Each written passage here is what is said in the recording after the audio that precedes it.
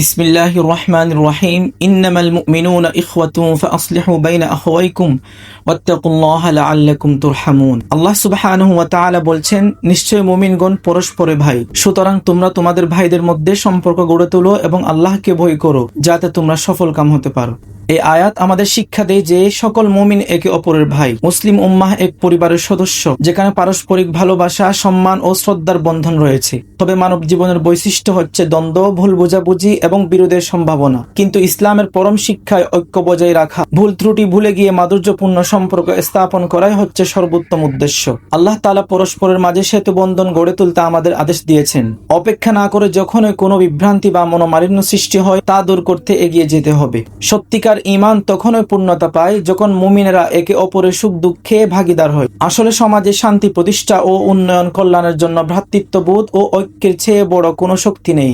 যারা মনোমালিন্যতা ভুলে একে অপরকে ক্ষমা করে, ভুল বোঝাবুঝির দেয়াল ভেঙে বন্ধুত্বের সেতু গড়ে তুলে, তখন আল্লাহ সুবহানাহু ওয়া তাআলা তাদের প্রতি রহমত বর্ষণ করেন। সুতরাং আমাদের দায়িত্ব হলো আমাদের চারপাশের মানুষদের মধ্যে ঐক্য ও সম্প্রীতি বজায় রাখা, ছোটখাটো দ্বন্দ্ব ভুলে গিয়ে মধুর সম্পর্ক গড়ে তোলা এবং আল্লাহর ভীতি ও ভালোবাসার আলোকে আমাদের জীবন আলোকিত করা। আল্লাহ তাআলা আমাদের সকলকে তৌফিক দান করুন।